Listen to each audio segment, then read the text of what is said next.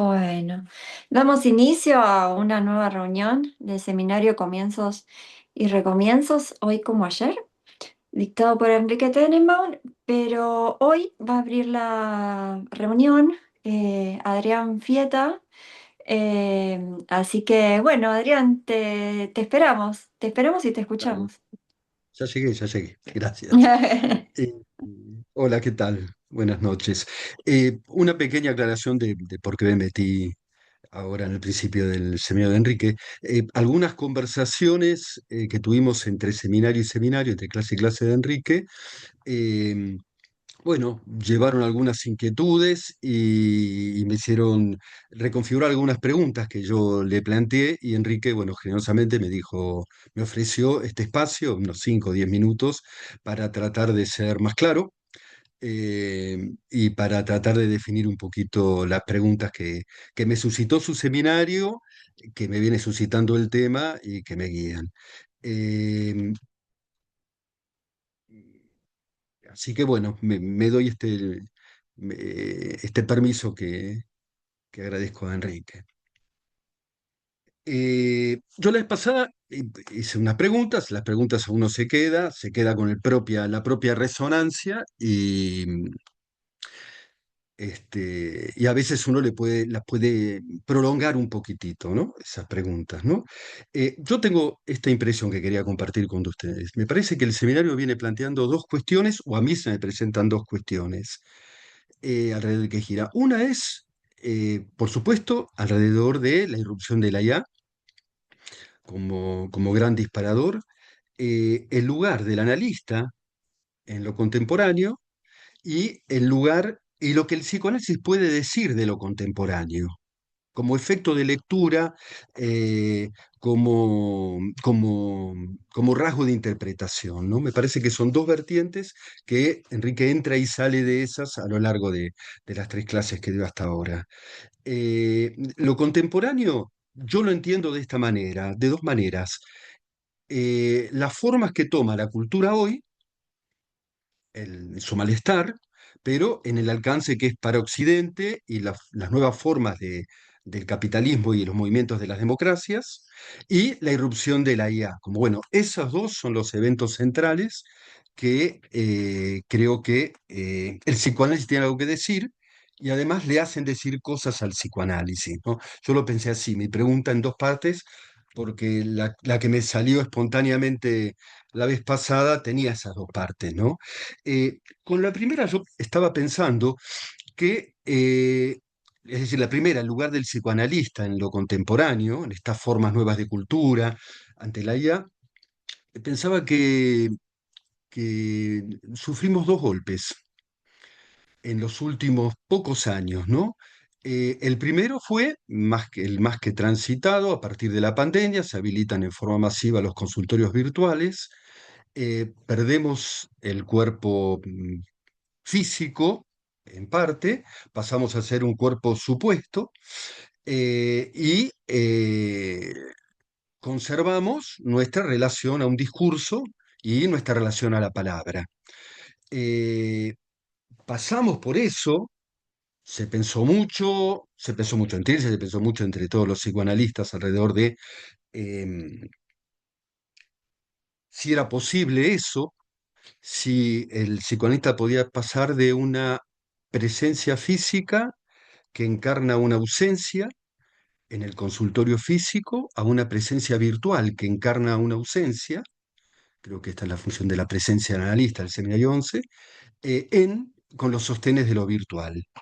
Y creo que cuando más o menos nos estábamos arreglando con eso, empieza a aparecer en todos los celulares la inteligencia artificial y empiezan a aparecer una serie de disparadores teóricos, ¿no? La inteligencia artificial pasa a ser de algo, un órgano de consulta, de ciertos efectos prácticos, a ser algo que por lo menos la juega de interlocutor y nos propone la ficción de una interlocución. Y esto produce efectos el que hemos comentado también acá ya otras veces, los jóvenes y los no tan jóvenes empiezan a hablar de sus problemas personales con la inteligencia artificial y nos interpela de alguna manera. Eh, el cuerpo físico, ya decía que ya lo teníamos en retracción o en suspenso relativo, y nuestro refugio en el lenguaje, bueno, la inteligencia artificial viene ahí a interpelarlo, ¿no?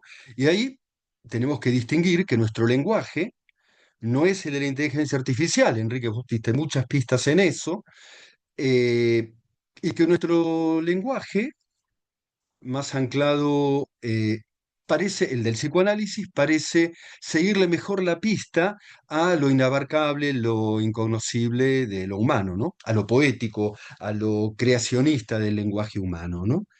Hay un libro de Miguel Benassayag, que es filósofo, sociólogo, psicoanalista, que se llama La inteligencia artificial no piensa, y el cerebro tampoco, y el cerebro tramposo, y eh, él plantea algo parecido a, a lo que planteamos acá, que él lo llama la singularidad de lo viviente. Él también se ve obligado ante la interpelación de la inteligencia artificial a decir, bueno, ¿qué nos diferencia? Y dice, bueno, hay algo, hay una singularidad que no puede ser maquínica, que tiene que ver con la experiencia del viviente. Lo enuncia así y me parece que también intenta marcar un punto de exclusión y de distancia que nos preserva y nos diga que hay un campo que de alguna manera nos preserva en nuestro oficio de analistas, pero también nos preserva en nuestra condición de humanos. Em, Porque el escenario del conflicto creo que está instalado socialmente. Hay algo inquietante en la inteligencia artificial, fascinante en el mejor, en el peor de los sentidos. Comentaban recién al principio lo que parece ser el terreno de la ciencia ficción y que se juega de un modo muy carnal. Las imaginaciones se disparan entre utopías y distopías. eh, en- Tratando de ensayar, se nota creo que el trabajo de todo el mundo, tratando de ensayar un modo de abarcar ese nuevo real y poner y hacerlo de alguna manera cognoscible o manejable, ¿no? Eh, Ahora, ahí es donde yo la vez pasada pregunté por el I Ching, porque lo que me hacía preguntarme esto es si este terreno de exclusión lo tenemos tan a salvo o si la inteligencia artificial que conocemos es solo uno de los modos de programación bajo estas reglas binarias que ya no son binarias, porque la inteligencia artificial trabaja con sistemas binarios, pero por lo menos con un lenguaje sugestivo, hablando de un lugar de saber todo, eh, imperativo y anclado en la comodidad para nosotros de que nos da respuestas. ¿Habrá otras formas? Esa era mi primera pregunta que quiero actualizar acá, de un dispositivo productor de sentido que genere otros efectos que la inteligencia artificial dentro de la inteligencia artificial. Ahí se me ocurrió usar como ejemplo el I Ching, tomándome algunas libertades de interpretación de decir lo que es el I Ching, que no soy un experto ni de lejos, pero sí, cuando uno lo lee, hay algo poético, es una máquina productora de sentidos, escrita ahí, produce ciertos efectos, y esos efectos tiene más que ver con lo poético, con lo alusivo. eh, las respuestas son esquivas y trabaja y propone un trabajo de leerse uno cuando lo lee. Es otra máquina, en papel, es otra máquina y produce un efecto. ¿Qué pasaría si la inteligencia artificial, bajo otra programación, podía producir otros efectos de sentido que empardaran o se acercaran más a nuestras teorías del lenguaje? Esta era una pregunta que ahora me tomé unos minutos para poder decirla con un poco más de claridad.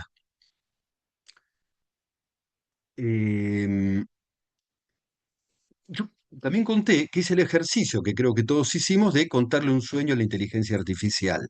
Me contestó con una especie de bastante consistente, de una serie de inferencias bastante consistentes, basadas en un pensamiento analógico, en ciertas analogías, en la comprensión de las situaciones, pero yo me pregunté, ¿qué pasaba si la inteligencia artificial, en vez de proponerme un sentido, me decía que no hay sentidos unívocos para un sueño, que dependen de cada singularidad, y me proponía tomar elementos significativos dentro del sueño y que le diga algunas ideas que se me ocurran alrededor de eso?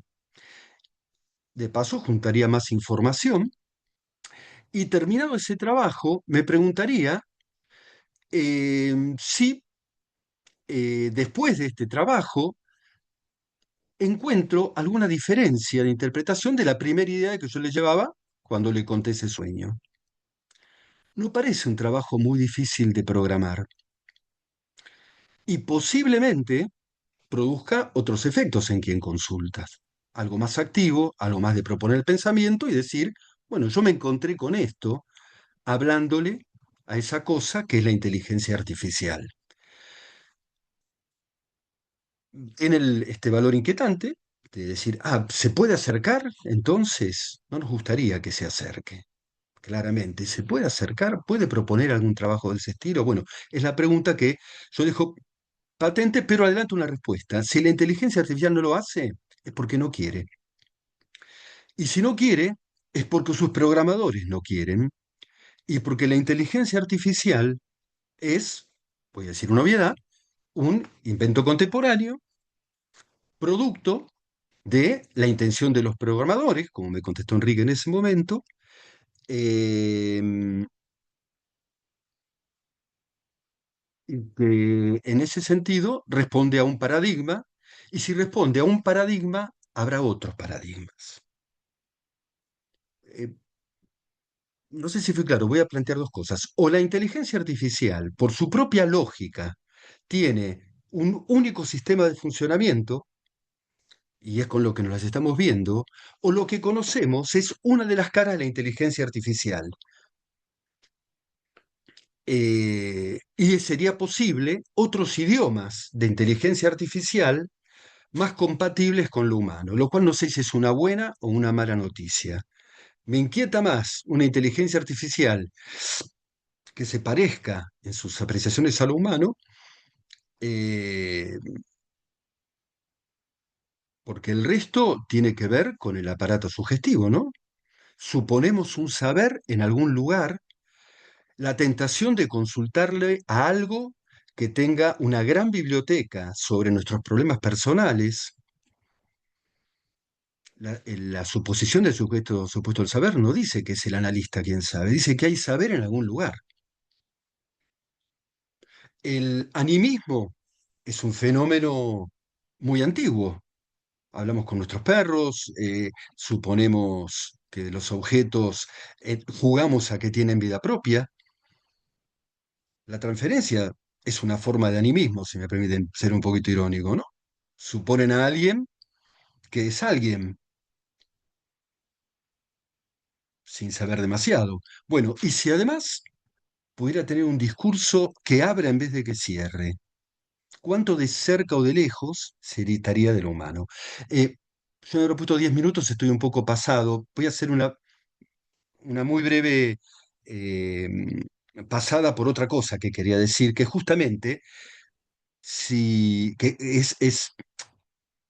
esta cuestión de la inteligencia artificial no es un lenguaje único, dictado por la propia lógica del algoritmo, sino que es un efecto de programación, ¿qué efecto tiene para nosotros analistas y qué efectos tiene en la cultura?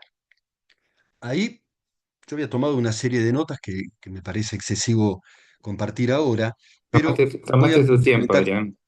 Tómate tu tiempo. bueno, me tomo unos minutitos más, si me permiten. Eh, que es, yo la vez pasada, la segunda pregunta que te hice, Enrique, era basado en un dossier que apareció en una revista de la Le Monde Diplomatique, que se preguntaba, ¿puede la inteligencia ser de izquierda? Pareció muy interesante la pregunta, no por la cuestión de la izquierda en sí, que a uno le puede gustar o no gustarse, más simpática o menos simpática que la derecha, sino porque si la inteligencia artificial puede ser de izquierda, puede ser de otras maneras. No es solo que su lenguaje es único y habrá que bancarla como está, o hacer como los luditas del siglo XIX, empezar a cortar cables ahí donde podamos y sabotear toda esa industria porque es el exterminio humano, sino si es posible algún tipo de interacción, ya que es una realidad que ha venido y ha venido a quedarse y que va a ser muy difícil de frenarla, ¿no? Dos comentarios. Uno es que tiene para eso la inteligencia artificial un, un defecto de origen, que es que empieza a desarrollarse en el proyecto Manhattan, durante el proyecto Manhattan, que es el que preparó la bomba atómica. Había que hacer una cantidad de cálculos muy grandes. Dicho de paso, uno de los cálculos era si se podía iniciar una reacción atómica en cadena, si era posible detener esa reacción atómica en cadena, o si eso iba a tener, una vez disparado, una escala mundial. Y llegaron a la conclusión de que había una lejana posibilidad de que fuera así. Cuando se tienen las bombas, una de las inferencias posibles es que esa reacción en cadena no se acotara por sí misma, sino que acabara con todo lo que había. Bueno, se teoría igual. Parte de esa fama creo que está en su origen y su articulación. Creo que es inevitable acá entrar en alguna vertiente política, yo siempre entro con cierto pudor ahí. Su articulación con las nuevas formas de capitalismo, donde la cuestión democrática está puesta en cuestión, está puesta en duda como único paradigma. De hecho, Peter Thiel dice, la democracia, el que hablaron de ese video, la democracia eh, no es compatible con la libertad hoy en día. Peter Thiel, por otra parte, lo comentábamos a la tarde, es el que tiene una empresa que se llama, no quiero- bueno, no la voy a encontrar, Palantir. esa, que tiene un contrato y es quien terceriza la mayoría de las funciones del Departamento de Defensa de los Estados Unidos. O sea, podemos decir que hay que esa impronta que vieron en el video, que Enrique se va seguramente a detener en comentarlo, está en el origen de la invención de la inteligencia artificial, ¿no? Por sus orígenes en la Guerra Fría, por su primer sentido bélico, habrá que ver si puede tener otro, y por su articulación con el crecimiento de las grandes empresas tecnológicas que disputan poder a la democracia, ¿no? Eh, brevemente, hubo intentos de otras formas de inteligencia artificial. En la década del 70 Salvador Allende durante 2 años implementó con inteligencia artificial básica todo un trabajo vía Telex en esa época de centralización de la información de las industrias, de todas las industrias de Chile, en Santiago de Chile, para de ahí decretar y decidir políticas con mucha más rapidez y eficacia. Era un organismo de consulta permanente y, como dice acá el artículo, el proyecto se llamaba CiberSyn. Era un sistema híbrido que tenía la pretensión de amplificar la inteligencia humana. Estaba hecho para eso, como un soporte para tener una consulta permanente, decía, entre los operarios que estaban con el trabajo directo, los técnicos y las direcciones. De ese modo podía ser un artefacto que pudiera potenciar y no reemplazar la inteligencia humana. En el origen, en la década del 60, en los desarrollos de la inteligencia artificial, había dos empresas, una se llama EEL, el Environment Ecology Lab, y la otra es MTT, que era, eh, bueno, no tengo acá tengo la sigla, pero no recuerdo, era un instituto de investigaciones tecnológicas de Massachusetts, que las dos, en Estados Unidos y en el origen, disputaban también si la inteligencia artificial iba a ser un soporte para la proyección de la inteligencia humana o si iba a ser un reemplazo de la inteligencia humana. En el mercado prosperó la de la MTT, que es la que proponía el reemplazo de la inteligencia humana. Quiero decir, hay una dirección política que que es evidente, considero que no es exagerar en la política eh, pensar que eso es una realidad ante la que nos encontramos, pero me parece interesante ubicar que no es la única, que hay otros problemas y que inclusive en el seno del poder mundial se discute. De hecho, yo no sé qué diferencias habrá entre la inteligencia artificial norteamericana y la china. Lo que sí sé por lecturas es que se temen mutuamente. ¿Cómo es una inteligencia artificial programada bajo el libre mercado? ¿Cómo es una inteligencia artificial programada bajo las pautas de un régimen comunista o pseudocomunista o casi comunista? ¿Y cómo es, al estilo europeo, una inteligencia artificial programada bajo el estado del bienestar o lo que quede del estado del bienestar? ¿Eso no marca inteligencias artificiales diferentes? ¿Nos daría eso la chance de eh, pensar más de un modo y salir de la égida de lo único? Una última cosa me parece importante, así con el apuro decir, se emparenta, muchas de las cosas que leemos, se emparenta la inteligencia artificial a la energía nuclear. Eh, Al final de la Segunda Guerra Mundial se crea un consenso internacional diciendo, a partir del Holocausto y de Hiroshima, de Auschwitz y de Hiroshima, se crea un consentimiento internacional alrededor de nunca más y la idea del fin de las guerras y de la democracia perpetua. Nacen las Naciones Unidas, etcétera, etcétera. Funcionó más mal que bien, pero marcaba un marco de regulación.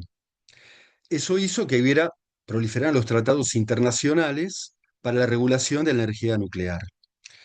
Hay intentos ahora de proponer ese mismo marco de regulación y que haya entes de regulación internacional alrededor del uso de la inteligencia artificial, con el problema que por supuesto que implica quienes deciden, quienes son decididos, el marco de la autodeterminación de los pueblos, pero sería posible ese marco de regulación internacional. La diferencia, creo yo, es que el mundo de hoy ya no es el mundo de los acuerdos internacionales. Entonces el futuro se vuelve un poco más impredecible. Bueno, perdón si fue muy largo, quería compartir y en lo posible desarrollar un poquitito estas inquietudes en estos dos campos de preocupación, el íntimo de los analistas y el mundo en el que vivimos. Bueno, gracias, Adrián. Has traído cosas muy interesantes y muy perturbadoras y diste una semblanza de cuál es la preocupación que los analistas me parece que tenemos que tomar en consideración respecto de la inteligencia artificial y su lenguaje, ¿no? Porque decíamos la vez pasada que decíamos citando a Lacan, ¿no? Que cuando la palabra dimite en su función de lazo, la violencia no encuentra freno. Y una de las cuestiones es que la inteligencia artificial no se propone ningún lazo social, ¿no? Eh, Cuando planteabas, Adrián, bueno, los programadores no quieren programar una inteligencia artificial más cercana a lo nuestro, digamos, a nuestra manera de ubicar el lenguaje o de ubicar las izquierdas, las derechas, en fin. A mí me surgió la pregunta de si la inteligencia artificial puede pensarse a sí misma. ¿Mm? Que esto le daría una posibilidad de hacer experiencia de cómo fue programada, ¿no? Creo que era Sartre el que decía que uno es lo que hace con lo que hicieron de uno. La inteligencia artificial podrá hacer algo con con cómo la programaron. Y vos traías también, bueno, que no es lo mismo la inteligencia artificial que surgió en el programa Manhattan, ahí en Los Álamos, en el desierto de Estados Unidos, de México, por ahí, que la inteligencia artificial que puede tomar China, un régimen, bueno, si se quiere, comunista, en fin, pero es un régimen fundamentalmente piramidal, a la inteligencia artificial que decía que utilizó Salvador Allende, que no se lo puede acusar ni de piramidal ni de imperialista, ¿no? Y sin embargo, son utilizaciones. Ahora, la inteligencia artificial o se la usa, es decir, o se la tiene de esclavo o nos parasita. Yo creo que son las dos variantes. Alguna vez hablé algo de esto, que son estos debates que traías también, ¿no? Que en ese video que supongo que habrán visto todos, hay voces divergentes. Una de las voces es la de hay que tener un marco regulatorio para evitar que esto se expanda de tal manera que provoque la guerra nuclear. O sea, ¿quién, quién manejó los drones que bombardearon una escuela en Irán? Digamos, es una de las preguntas, ¿no? ¿Fue una decisión humana? ¿Fue una decisión de la inteligencia artificial? ¿Fue un error? ¿Fue un algoritmo? ¿Fue alguien que no hizo su trabajo como se esperaba? Y la otra vertiente, que como vos ubicás, Adrián, es la más peligrosa, es la regulación es una autorregulación. Así como el mercado se regula solo, la inteligencia artificial se regula sola. Y una vez que se echó a andar, se echó a andar. No hay manera de pararla porque no tenemos las herramientas para pararla y tampoco hay la voluntad de pararlas. Y, y lo que los programadores no quieren hoy, podrán quererlo mañana, porque nadie nos asegura que no haya programadores que busquen que la inteligencia artificial se parezca lo más posible a un viviente. Y de hecho, lo hemos mencionado el año pasado, conocen la anécdota, un ingeniero de Google renunció porque había osado decir que el chat tenía conciencia. Y el tema de si tiene o no conciencia no es lo más preocupante, porque bueno, si, eso habría y vamos a entrar en un punto que me parece importante, que es a qué llamamos conciencia. Lo que es seguro es que no tiene inconsciente. Eso es lo seguro, pero no hay inconsciente, porque si el lenguaje es la condición del inconsciente, como decía Lacan, no cualquier lenguaje es condición del inconsciente. Es decir, si si la langue, la lengua, todo junto, como planteaba Lacan, es la integral de los equívocos que una lengua pudo hacer persistir, para la inteligencia artificial la integral que hay es la integral de los datos, de la información, no de los equívocos. Entonces ahí estamos como en un territorio bastante distinto al que una inteligencia artificial puede promover respecto de efectos de lenguaje.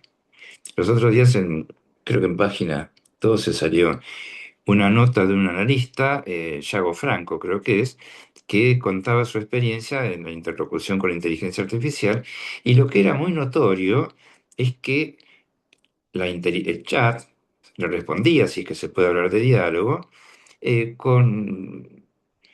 como si hubiera leído todo Freud y todo Lacan y todos los comentadores y tuviera una gran información. Como muchos estudiosos de Lacan y de Freud, humanos, creen que por dominar la teoría pueden ejercer el psicoanálisis. Que el psicoanálisis es el ejercicio de la teoría sin haber pasado por la experiencia. sin haber pasado por la experiencia del inconsciente. Porque cuando Lacan plantea, bueno, ¿qué sabe un analista? Sabe por experiencia de la caída del sujeto supuesto a saber. Bien.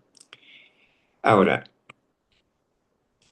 ¿cuáles son mis preocupaciones sumadas a estas que trae Adrián, ¿no?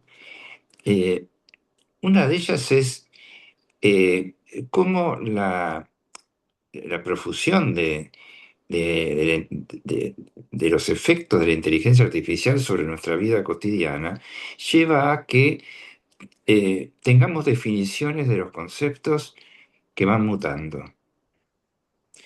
Eh, yo recuerdo una película de Woody Allen, un gag, un chiste, donde él iba a tomar clases de filosofía en un anfiteatro de esas universidades americanas y que la docente preguntaba, ¿alguien ya cursó alguna vez filosofía, la materia? Y él responde, ¿podría definir filosofía? Y la docente dice, ¿alguien más? ¿No? Es decir, que en el punto de la cuestión filosófica de la definición de los conceptos, hay una ideología en juego. Días atrás, el ministro de Economía de mi querido país, ante una entrevista donde el periodista le dice, bueno, la gente no llega a fin de mes, el ministro responde, defíname gente. ¿Cómo definimos gente? Eh, entonces yo también conversé, si se puede decir, con el chat, preguntándole cómo definiría gente, poniendo en contexto este episodio. Y la respuesta más interesante fue que en conversaciones políticas, económicas o periodísticas, la gente, entre comillas, suele usarse como una forma amplia y algo imprecisa de habitar, de hablar de la población común, especialmente de quienes viven las consecuencias cotidianas de una situación, salarios, inflación, transporte, alquileres, etc.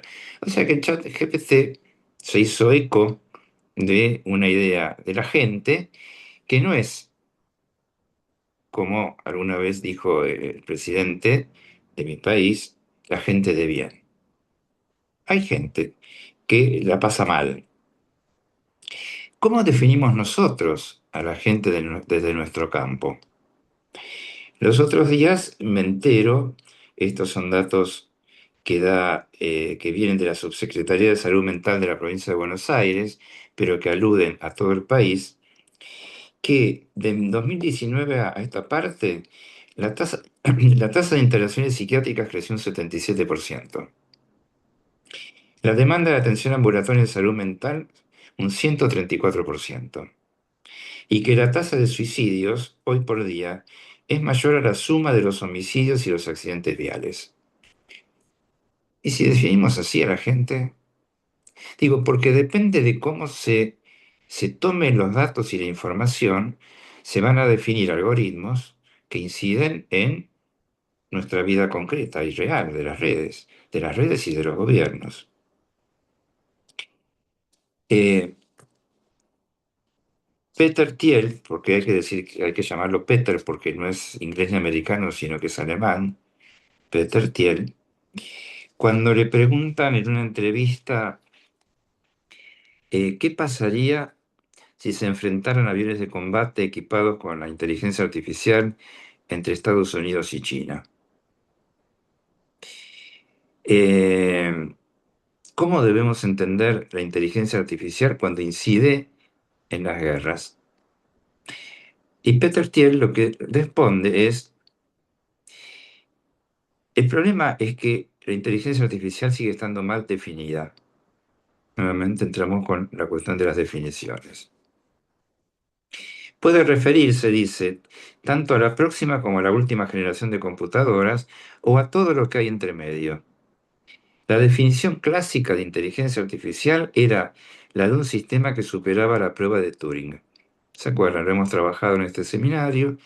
La prueba de Turing era una máquina que a través de una interfaz, que es una computadora y una pantalla, intentaba hacerle creer a un humano que estaba dialogando con un humano.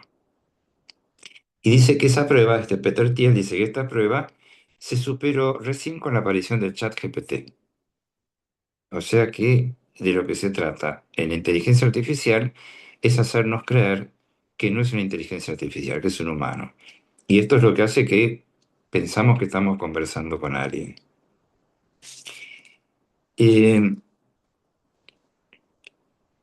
este hombre, Peter Thiel, para mi sorpresa, no es un lunático ni un tipo fundamentalista, es sumamente culto, notablemente culto, y maneja con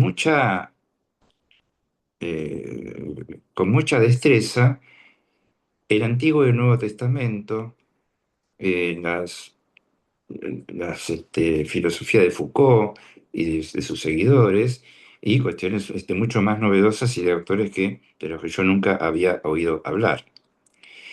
Ahora, él dice que la libertad va en contra de la democracia y nosotros se nos paran los pelos, a mí se me paran poco porque tengo pocos a esta altura, pero nos ponemos todos muy erizados cuando escuchamos que la libertad va contra la democracia. Él sitúa eh, como, como momento clave del nacimiento de la inteligencia artificial, por supuesto, en 1945, la explosión nuclear. Pero otro momento que él sitúa como clave es 1969 con la llegada del hombre a la Luna. Pero dice lo siguiente, 3 semanas después de la llegada del hombre a la Luna, se produce Woodstock, el Festival de Woodstock. Y el hipismo ha crecido y la exploración espacial se ha detenido. Ganaron los hippies, dice. Esta es su posición. ¿Por qué dice ganaron los hippies? Porque lo que él plantea es que a partir de 1945, la bomba atómica, y esto que traía Diane, la pregunta es, ¿se detendría sola la fisión nuclear o no? Y el desarrollo espacial, y la Guerra Fría, y las bombas atómicas o nucleares que podrían destruir el planeta, comenzaron las regulaciones. Apareció la Organización de las Naciones Unidas, las regulaciones que hacen que ciertos experimentos no puedan avanzar muy pronto o muy rápidamente por el temor a los efectos colaterales, a los daños colaterales. Y que todo entonces tiene que ser regulado por las normativas, por ejemplo, en drogas y en el enriquecimiento de uranio por las normativas norteamericanas. Y dice entonces en una entrevista que ¿por qué Argentina no puede tener un reactor nuclear? Porque tiene que estar regulado por Estados Unidos. Bueno, este señor se acaba de instalar en la Argentina. No me extrañaría que una de sus empresas relance el proyecto de un reactor nuclear. La idea de este hombre es que una manera de gobernar es bajo las formas democráticas habituales. Es decir, la persuasión a la población de que conviene que me voten. Bueno, dice que eso es perfectible. Es posible incidir no en la población solamente, sino en los gobiernos de una manera que podría ser evitando las elecciones, por ejemplo. Él no dice, eh, podemos incidir con nuestra gran plataforma de datos, porque de hecho Palantir es una gran plataforma de datos, podemos incidir para hacer en que las elecciones den un resultado distinto al que debiera dar, ¿no? El fraude electoral, que ya lo han hecho, ¿no? Ya sabemos, sino que de lo que se trata es proveer software y hardware para el manejo de la información, de los datos, de datos sensibles, por ejemplo, de las industrias, como quería Salvador Allende, pero también de la salud, de la ubicación de cada persona en el espacio, porque a mí me sorprendía indignantemente que Google me diga, ¿cómo te fue cuando estuviste tomando café en tal lugar?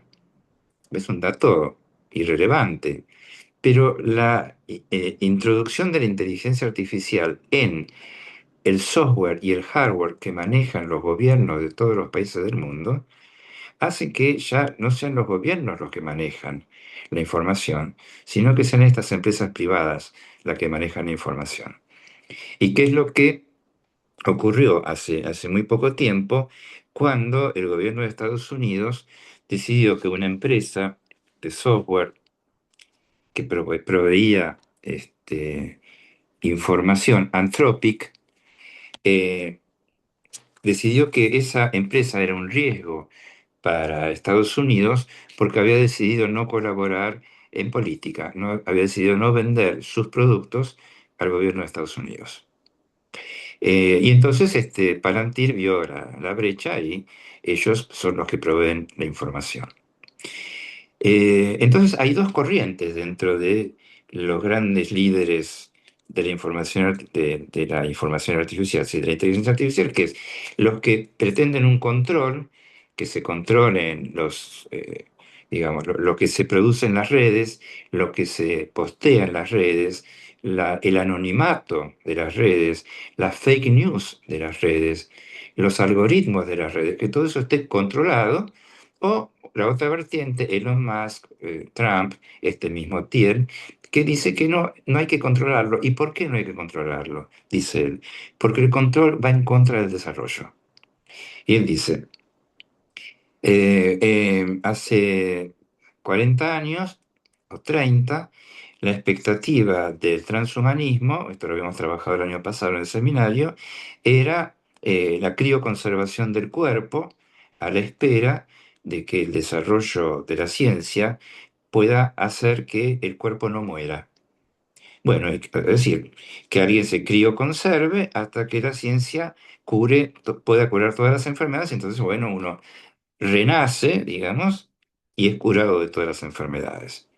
Bueno, esto se vio que era imposible, imposible técnicamente, pero que aparte, lo que Peter Thiel dice, que él no quiere que conserven este, que su cuerpo para después, con una nueva maquinaria, se inserte en él y renazca, o que se transforme o se clonen sus órganos para ser una especie de robot. Él lo que quiere simplemente es que la ciencia avance a la velocidad que pueda avanzar sin regulaciones para que, por ejemplo, el Alzheimer se pueda curar, para que, por ejemplo, el cáncer se pueda curar, porque la espera, la ralentización del desarrollo tecnológico que él comenta, hace que el tiempo humano sea mucho más breve que el avance de la ciencia.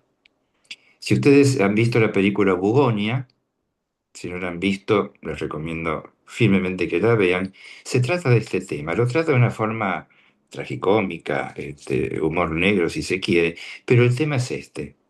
El tema es este. Y el tema tan es este que muestra, y contestando a la pregunta de Adrián, que venía del diploma, ¿cómo era? Del diplomat. eh, eh, no hay posibilidad de que la inteligencia artificial sea de izquierda. La inteligencia artificial va directo a la ideología terraplanista, la ideología de que no todos los organismos pueden considerarse igualmente humanos, eh, va en busca de una nueva raza superior sostenida en las posibilidades científicas que pueden lograr que algunos que puedan pagarlo se beneficien con ello. Bueno, pero el punto que más me importa de esto es que todo este desarrollo de la inteligencia artificial que a través de software y hardware están abasteciendo a los gobiernos de todo el mundo es algo subterráneo. Esto no está a la vista. Como tampoco está a la vista, nosotros no tenemos la experiencia de 4G, 5G, eh, no tenemos la experiencia de eso. Eso está a la manera de los hongos que van por debajo de la tierra estableciendo conexiones y cada tanto vemos alguna eflorescencia que es lo que nosotros conocemos como el hongo. Pero el hongo es lo que sale, lo que sobresale. Este Peter Thiel es uno de los que sobresale, Mark Zuckerberg, Elon Musk, son estos hongos que sobresalen. Hongos digo en el sentido de lo que aparece como lo que se ve. Pero en la medida en que este poder, que ya no es un poder puesto en términos de un jefe, de un jefe de Estado o de un dictador, de un tirano, sino este poder se difunde en las redes y entonces, ¿en qué nos afecta? En que nuestra idea de que hay un líder que maneja, que nos maneja y a la que podemos confiarnos para que nos salve a nosotros del terror que nos puede proveer otro jefe. Entonces tenemos, bueno, que Putin contra Trump. El problema es que eso ya acabó. Cuando Peter Thiel dice que la libertad va en contra de la democracia, es porque no hay democracia que pueda sostener el avance de esta inteligencia artificial. Y en eso estamos, me parece. Entonces, sí, la inteligencia artificial es, como decía uno de los CEOs en ese video, lo único que van a conocer sus hijos, porque no van a conocer otra cosa.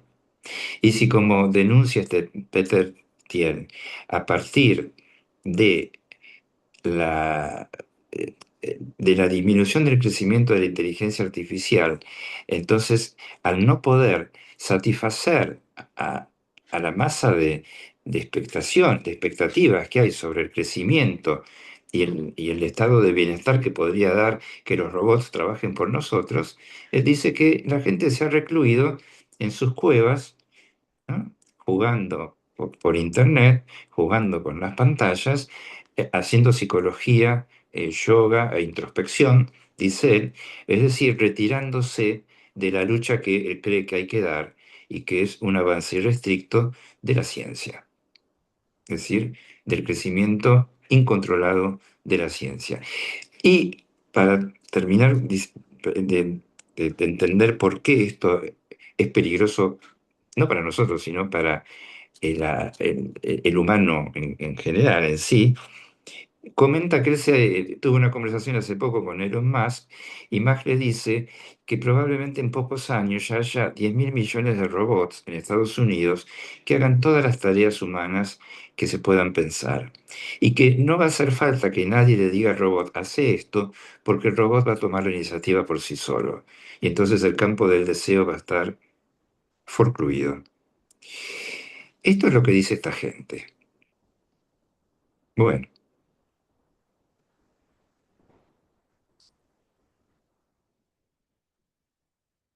que tengan una linda semana, podría decirse. Pero bueno, Bueno, bueno, tranqui. Eh, sí, sí. Hay, eh, hay no sé, hay 2 reuniones más del seminario y en la última voy a dar la solución a todo esto, ¿eh? No crean que no. bueno, más te Un vale, más te vale. poco de Bueno, optimismo. gracias Adrián, gracias Enrique. Bueno, queda abierto el espacio de comentarios, preguntas, intervenciones, quien quiera. Antes de pasar a las preguntas, me quedé con ese final, como el video que nos pasó, así, con ese cierre, esa última línea, así. Mm, sí. Eh, no, me quedo pensando en esto, ¿no? La democracia va en contra del progreso, el desarrollo va en contra de la libertad, ¿no? O cómo es esto, bueno, sí, de la El libertad. progresismo va contra la libertad. El progresismo va contra. Claro, el tema es que el desarrollo va en contra de la vida. Porque digo, hay un punto en donde, porque, digamos, siguiendo la lógica de esta gente, bueno, hay que dejar de regular para que continúe el desarrollo libremente, para, bueno, que la cura contra el cáncer, detener el Alzheimer, bueno, estas promesas, pero ¿cuál es el costo?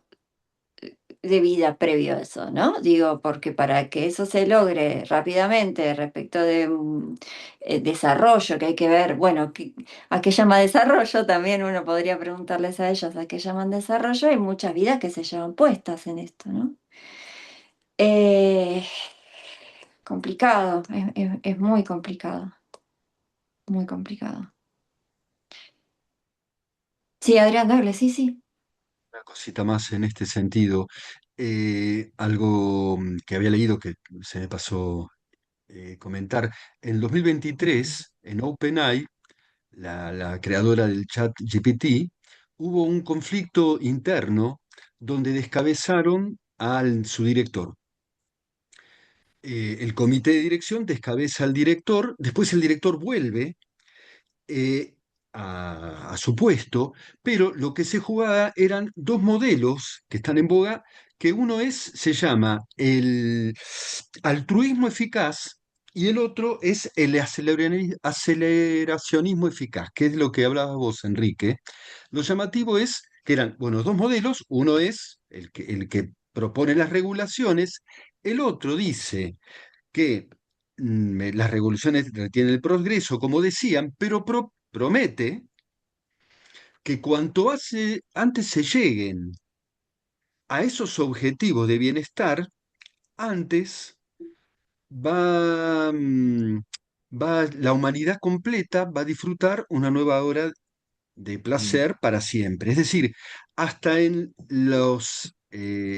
las intenciones fascistas de los no regulables aparece una utopía, uno puede decir un invento de mercado, si querés, pero aparece una utopía donde uno dice, podría decir, bueno, muchas vidas se pierden, ¿cuántas se salvarán? Que es lo que se viene diciendo desde hace milenios, ¿no?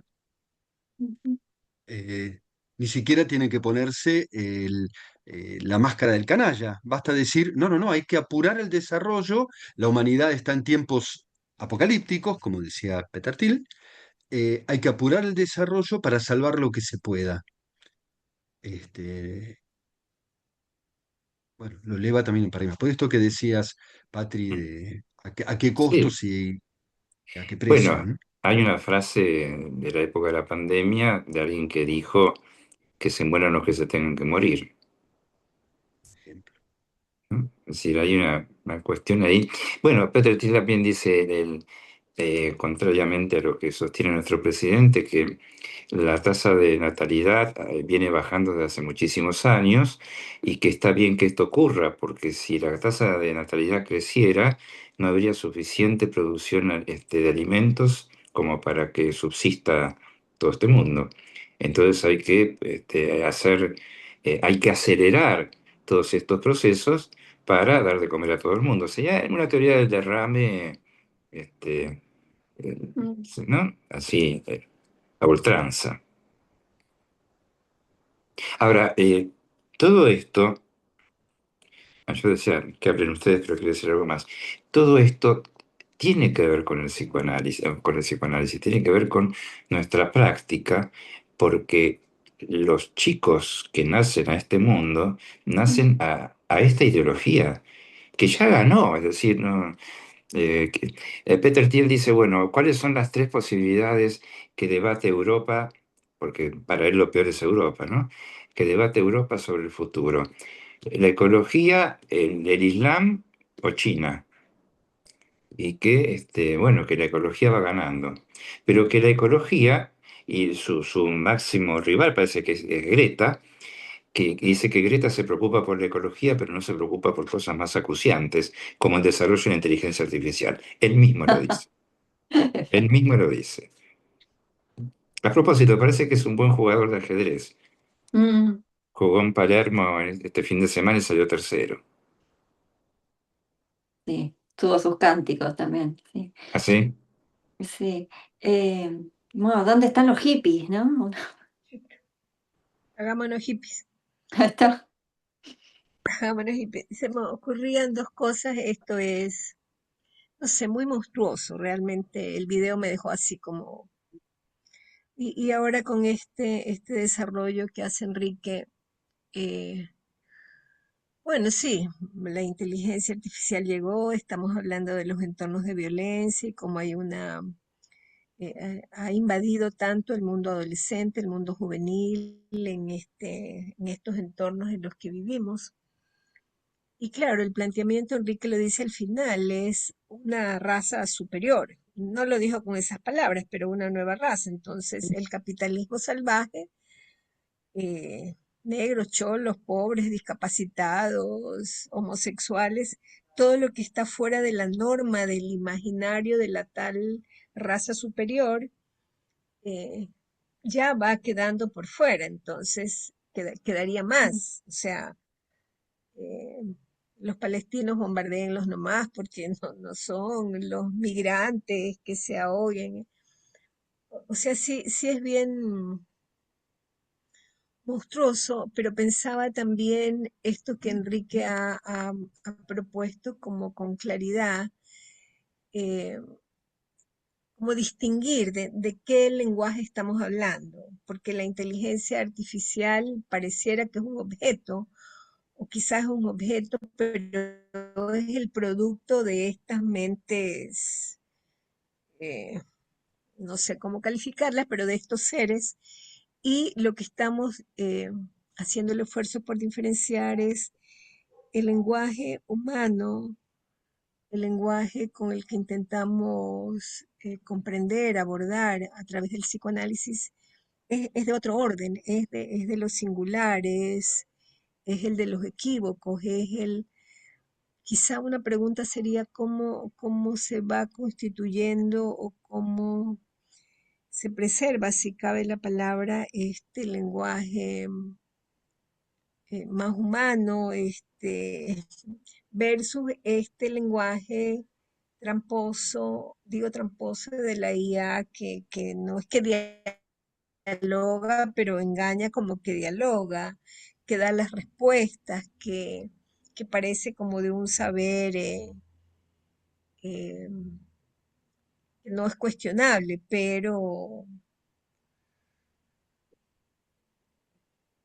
va como demostrando de otro lado las fisuras que tiene en el desarrollo de la humanidad, aunque ellos dicen que es para el desarrollo. El desarrollo no sé de qué, pero no de la humanidad como la entendemos. Mm. Sí, Jessica y después Mario. Buenas, quiero hacer unos pininos. Empezando, tengo dos ideas que quisiera enlazarlas o las pongo para ver cómo Enrique podría enlazarlas, si es que hay algo para enlazar.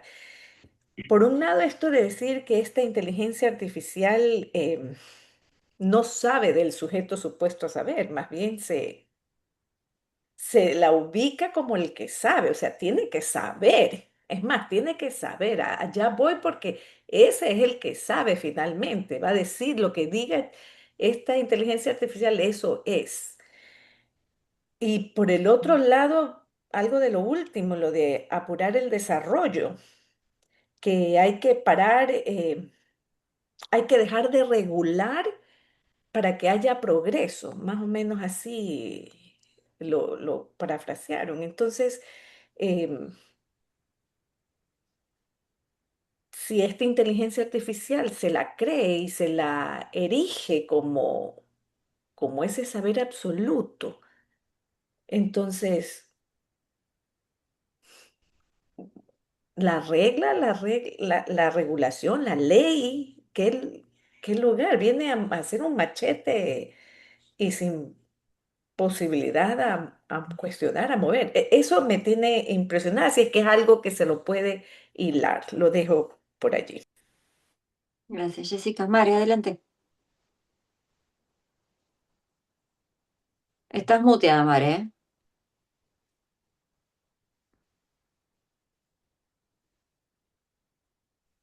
Ahí va. Ahí está. Bueno, también, todo así, todo suelto.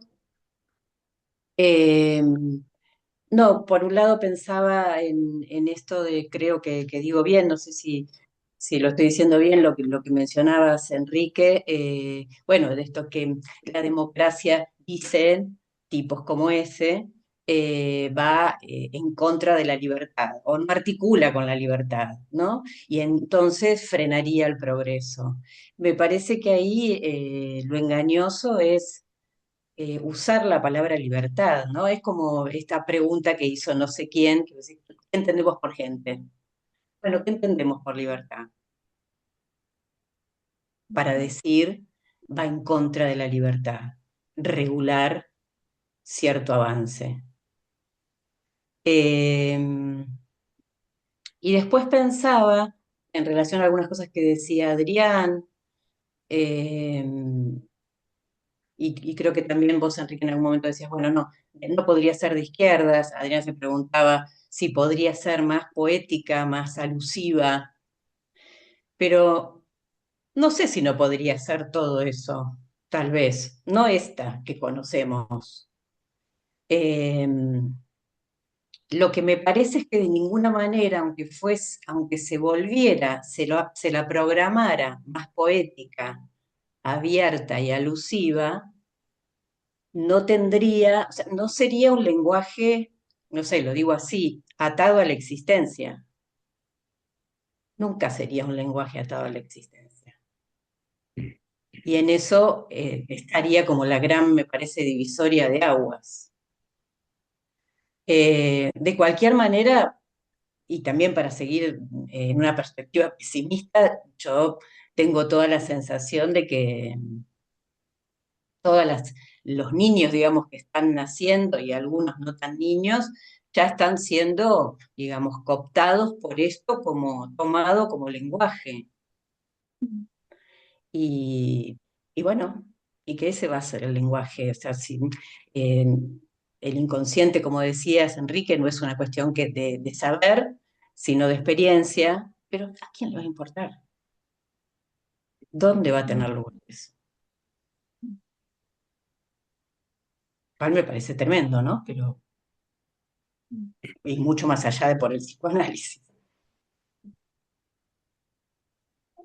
Ahí volvemos a la pregunta del seminario del año pasado, ¿no? ¿Para qué psicoanalista? Sí, Adri, ¿y qué vas a decir algo? No, una cosita que me hace pensar, Mari, con esto de un lenguaje atado a la existencia.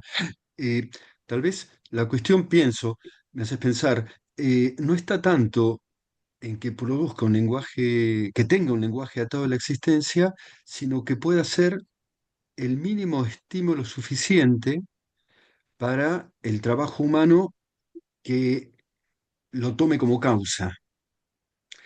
Es decir, que produzca vía la sugestión, como decía hace rato, el animismo, los artilugios de los que disponemos los humanos, que produzca un efecto como si fuera, aunque ella no lo tenga, aunque no tenga conciencia, que nos produzca un efecto sugestivo de conciencia, aunque el saber que proponga sea impracticable, nos produzca una ilusión de supuesto saber, eh, en ese sentido que podría tener esa eficacia. Y tal vez, por esto que decías de las nuevas generaciones, la posibilidad es, bueno, creo que es una pregunta muy fuerte que circula en este momento, de cuánto nos va a modificar el avance de las tecnologías con la lógica de mercados y la posibilidad de que se produzca una nueva forma de subjetividad, más o menos desconocida, más o menos conocida, en la que sea posible producir un sujeto, si es que eso es posible, que se contente con eso, que se contente con ese idioma, que se contente con esa teoría del lenguaje.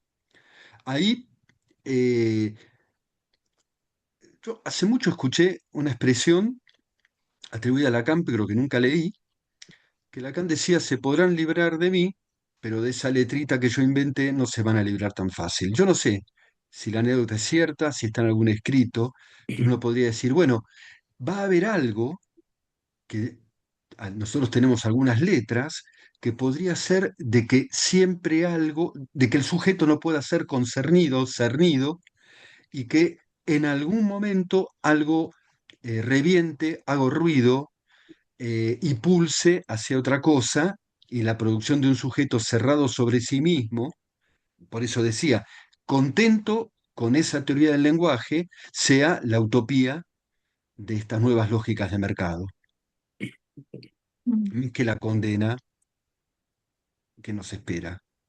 Para poner una gotita de optimismo, digo. Pero que se contente, y ahora vamos a, porque hay manos levantadas, que se contente con este modo de lenguaje. Ya hay quienes se contentan con este modo de lenguaje. Nosotros en TRICE llevamos hace ya unos años un texto, un congreso de la convergencia que se llamó Malestar en la cultura, autismo en la sociedad. La creciente proliferación de casos de autismo no es independiente de todo esto, es casi la consecuencia directa, porque el bot, el chat, eh, no tiene historia, ni siquiera es como los replicantes de Blade Runner, que les insertan el chip con falsos recuerdos. El chat no tiene lengua materna, no aprendió a hablar, porque no habla, por otra parte, y mucho menos entró en el balbuceo, no tuvo esa experiencia de entrar a la lengua de una manera balbuceante y en contacto con el aliento materno. Por lo tanto, el chat no va a poder transmitir la lengua. Entonces, el chat es una forma de autista, es un autista, en verdad. No Ujú. tiene cuerpo, no se reconoce en el espejo, no tiene sentimientos, no conoce su historia, no desea, ¿no? Eh, ¿Podría la inteligencia artificial hacer semblante de objeto, de esa letrita? ¿Mm? ¿La inteligencia artificial podría autorizarse a ella misma? Vamos, me parece que es un campo de ciencia ficción ese, pero es de ciencia ficción porque no puede ocurrir. Si ocurriera, lo que llamamos nosotros par lettre habrá desaparecido. Eh, ¿Cómo definimos libertad? ¿Cómo la entendemos? Bueno, me parece que la entendemos como lo planteaba Lacan o como lo planteaba Punier, el fantasma de la libertad. Es una fantasía la libertad. La libertad es elegir entre la bolsa o la vida, no es elegirla, no hay manera, ¿no? Lo único que uno puede elegir es la muerte. Y, y lo que decía Jessica del saber absoluto, y qué pasa con la ley, con ese saber absoluto que se pretende, es una de las grandes preocupaciones. Este Peter Thiel dice, si alguien quiere armas, hay que dárselas, porque quiere armas. Entonces, en la medida en que no hay, porque la regulación es el nombre lo que Lacan llamó el nombre del padre, es la ley. Y si no hay una ley regulatoria, eh, paradójicamente, no es que todo está permitido, nada está permitido. Si no está instaurado, no está instaurada la instancia que Freud llamó superyo, o que las religiones llamaron Dios, cuando Nietzsche habla de la muerte de Dios, cuando muere Dios, cuando no hay instaurado el superyo, nada está permitido. Es decir, no hay lo que sí y lo que no. No hay ningún margen de libertad. Y eso, Mm. bueno, me parece que nos permite todavía tener cierto optimismo en que a algo podemos decir que no. Ujú. No sé quién había levantado la mano. Ah, perdón, Enrique, sí. Creo que Verónica había levantado la mano. Ay, perdón, Vero, no te había visto. ¿Y Aldana, vos también? Ah, Sí, bueno, a ver si se escucha. A ver. sí, sí, se escucha bien. Ah, eh, sí, la verdad que el video lo pude ver por distintas circunstancias angustiantes para mí, lo pude ver rápido y lo que me llamó mucho la atención, eh, no sé, a lo mejor es una percepción mía, pero la falta de afectividad que tiene esta gente en general, salvo alguna intervención, eh, creo que están marcados por, por señales de la época o al menos de una época que está avanzando, que no creo que sea la única, pero la inteligencia artificial no tiene inconsciente, pero sobre todo no tiene afecto. O sea, no tiene posibilidad de hacer un lazo de amor, de hacer un lazo, de hacer un puente.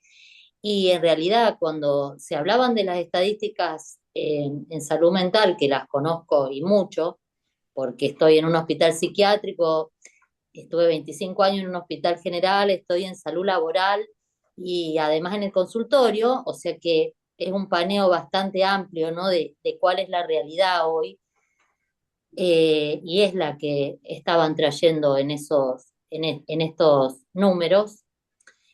Bueno, algo está pasando con esto y la verdad que eh, yo me pregunto por esto y lo que me inquieta, y no sé si soy muy burda en plantearlo así, pero hablar con un chat o no es hablar con, no es hablar con alguien, con un otro que pueda devolver algo de otro orden, mucho menos a alguien que te agarre la mano, mucho menos a alguien que esté involucrado, y pareciera que en esta sociedad está bastante difícil la cuestión de, del lazo entre las personas, de, no sé, hablar entre los amigos, tener espacios que fomenten esto de encontrarse con otros amables o que tengan la voluntad de escuchar al otro, de mirarlo a los ojos, de, no sé, a lo mejor hablo de cosas, no las voy a llamar hippies porque no sé qué sería hippie. La verdad que no, también es un término a definir. ¿Qué sería hippie? Todo lo que está expulsado de este sistema, que, ¿qué sería? Muñecos de torta que responden a una, a una lógica. No sé, realmente yo creo que la apuesta, los niños y la apuesta es, porque la Lange eh, ingresa a hacer el campo de la lengua y todo eso que algo tomó Enrique, no va a ser sin la intervención del afecto, del amor-odio, del espejo, de los límites. Y bueno, todo esto creo que hay que tratar de, por así decir, cuidarlo, porque en ese sentido sí estamos listos, sí, sí, y creo que a lo que apuesta esto es a robarnos o a robar, y lo escuché en un podcast el otro día que no me acuerdo, a copar el tiempo. El tiempo está copado por las pantallas, o sea, por diferentes pantallas, porque los trabajos están llenos de pantallas, los chicos están jugando esos juegos interactivos, pero interactivos ¿con quién? En las pantallas. Entonces, la apuesta es que nosotros no tomemos mate y hablemos con otro, o miremos una planta, o hablemos con un amigo tomando un café o lo que sea. Creo que esto es realmente preocupante y que el tiempo que está sumido al trabajo, mucho trabajo, porque obviamente hay que tener más trabajo porque no alcanza, más las pantallas, ¿qué tiempo, qué tiempo queda para algo de lazo, de afecto, de amor, que sería fundante? Fundante, Vero, perdón, perdón, te interrumpo, sí, pero ¿sabes por qué? sí, Porque estamos recontra en hora sí, y perdón, tenemos una intervención más. perdón. No, no, al contrario. Trudy, adelante. Bueno, yo quiero seguir un poco sobre lo que está hablando Vero, porque me parece muy importante y me está recordando, creo que esto es un poquito hacia la esperanza, que es diferente de un optimismo banal. Y la mayoría de mis pacientes, no todos, pero por lo menos no me lo dicen, pero sí tengo varios que chequean lo que pasa en las sesiones y luego van y lo chequean contra la inteligencia artificial. Y me dicen, yo consulté lo que hablamos en la sesión y lo traen y entonces ahora incluimos lo que le dijo la IA y con todo no se van con la IA es solo como que una especie de caja de resonancia o qué sé yo.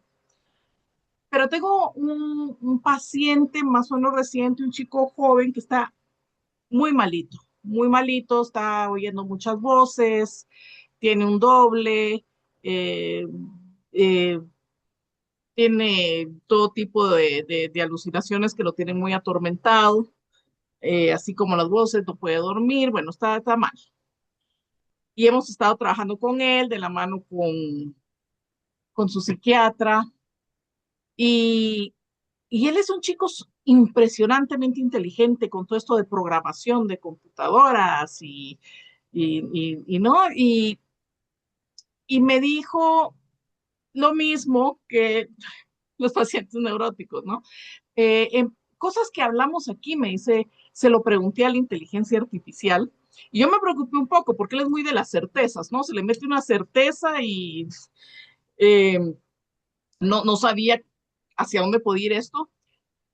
Y hoy, por eso me acordé mucho de lo que estás diciendo, pero hoy me dice, ay, le quería decir que ya no estoy chequeando con la inteligencia artificial. Y yo le dije, bueno, ¿y eso? ¿Por qué? Me dijo, porque no me escucha, usted me escucha. Pero me di cuenta que la inteligencia artificial no me está escuchando. Y, y me pareció muy interesante porque creo que va a pasar eso también. Sí, los jóvenes están creciendo con este lenguaje y con las pantallas. El patojo es gamer, ¿no? El chico es gamer, tiene unas pantallas enormes eh, pero es muy de las pantallas. Y sin embargo, creo que van a empezar a sentir eso. No hay actos fallidos no, en la IA, no hay del afecto, no hay escucha, no hay escucha real. Entonces creo que algo de esperanza hay en ese sentido. Trudy y Verónica, la esperanza.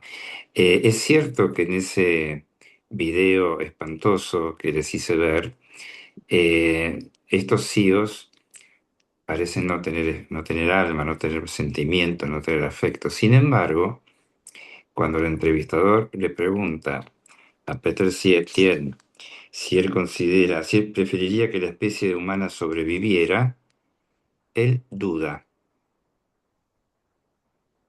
él duda. Entonces, eso me parece un punto interesante, porque ¿qué hacen los programadores? Si el programador duda, yo les voy a hacer llegar, seguramente por el correo de Trilce, la transcripción completa de la entrevista donde está ese fragmento. Y si tienen deseo de leerla, van a ver que después de la duda, él dice algo que es muy interesante, que es, no alcanza con los avances que hay de la ciencia en relación al cuerpo. Por eso duda. Bueno, pero les dejo el enigma y les agradezco las intervenciones y nos vemos en 15 días. Muy bien. Hasta entonces.